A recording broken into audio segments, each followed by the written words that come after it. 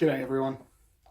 I just wanted to have a quick chat today as a follow-up to the video I did last week about weapons laws in Australia and why I agree with them. Well, this is a follow-up about weapons laws and what I don't think is just and what I don't think is right.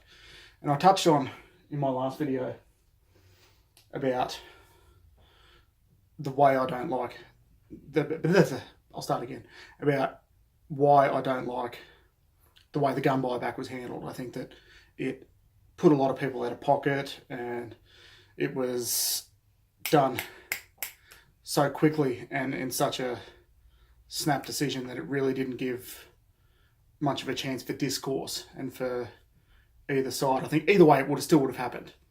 And I'm not saying that it's bad that it did.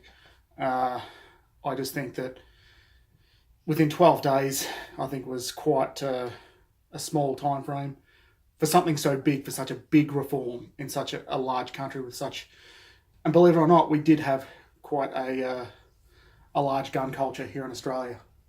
So it was quite a big project to undertake in such a small amount of time, and I think maybe allowing more time and allowing more of a discourse to happen between both parties would have allowed much more debate. Fuck, we allowed more time for the bloody plebiscite that happened not that long ago. Not that I don't think that same-sex couples should get married. I think they should, and I think it's fantastic and all that kind of thing, and I think it's fucking deplorable that the plebiscite even happened. I think they should have just passed it in Parliament. But that's a matter for another day. I think the fact that we went to the public about an issue like that, like same-sex marriage, and we didn't go to the public for an issue such as firearms, I just think it was poor form by the Howard government, I think, and that's one of the many things I think he did wrong. Well, two of, if you consider the legislation that he put forward for same-sex couples actually making it illegal for them to get married. But that's a whole other story. That was 2004, I believe he did that. So, and I also touched on inconsistencies with our weapons laws, particularly our knife laws, because that's what, me personally, I'm most versed in, because, as I said to my friend Dean, fuck off, I like knives. The fact that this, which is the Cold Steel Bowie, or as I like to call him, Peter the Penis extension. This, which is my Mora Light My Fire, which has a ferrocerium rod built into the hilt.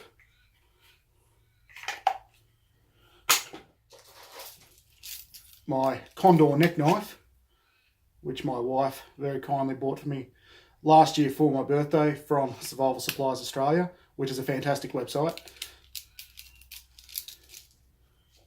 And this little thing here, which is a genuine Victorinox multi-tool, which my sister brought back for me from Switzerland last year, or it may have been the year before. I'm sorry if I've got that wrong. In fact, I think it was 2016 actually. It's been sitting in my pack since, and I have used it a couple of times. It's a lovely tool. But the fact that those tools, those four tools, are all considered the same under Australian legislation. So if I'm caught carrying any single one of those tools in town without a lawful reason, without a lawful valid reason, and that doesn't include self-defense, I face the same kind of penalties. And that doesn't matter if the blade is this big, doesn't matter if it's this big, doesn't matter if it's this big. I think that's just inconsistent.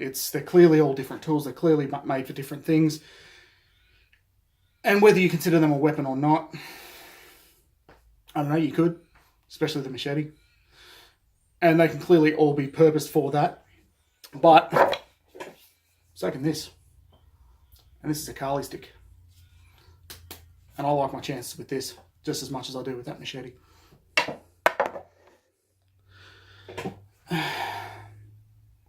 So I suppose that's what I'm saying, that I wish that the legislation had been more thoroughly thought out. Now, I'm not sure if it's just my state, if it's just Victoria. I'm not sure what the way New South Wales stands on it. There are documents that you can find online that do specifically state each individual state and territory law in regards to weapons and carrying weapons. Because let's face it, that's what they are. They are weapons, and that's what I will refer to them as. And as far as jail times and things like that go, and whether or not you will even get jail time, whether it's just a fine or whatever, will depend on the state. I know WA is much more lenient with that kind of thing because they're much more redneck. And I'm sorry if I've offended anyone in WA with that, but I'm sorry, that's the way us to the side to see you.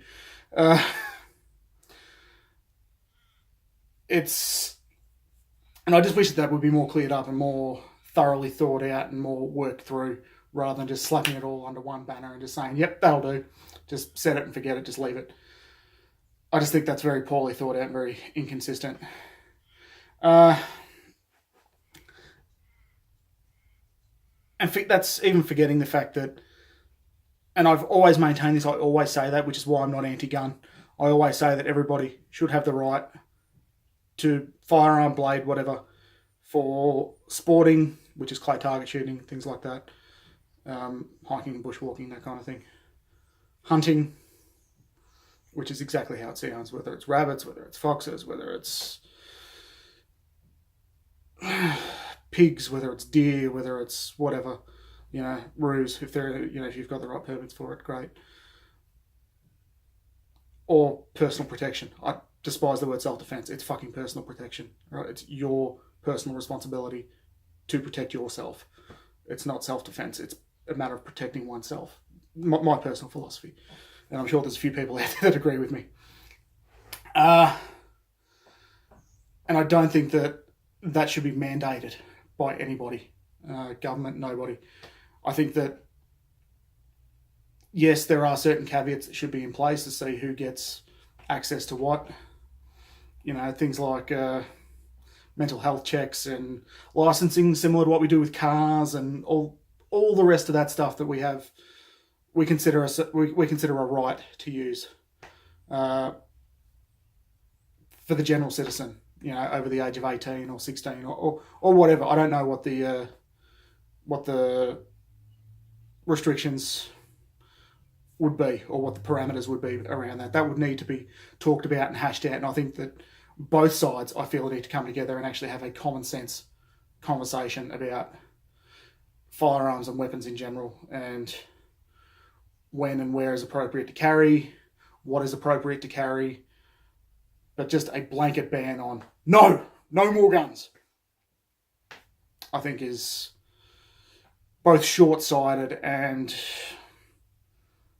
a little bit reactionary, I feel. So I think both sides having a common sense conversation about, and putting politics aside, right, left, I don't give a shit.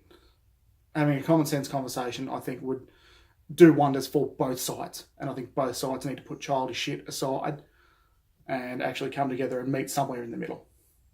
All right, from someone who does sit smack dab in the middle of both arguments, you both need to quit acting like children and actually come together and have a common sense adult conversation about a common sense adult issue. All right. Just what I think. All right.